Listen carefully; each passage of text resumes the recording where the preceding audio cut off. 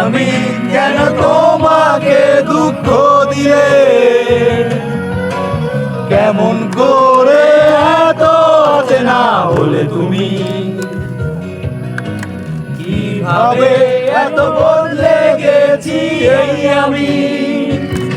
ও বুকেরই সব কষ্ট দু হাতে সরিয়ে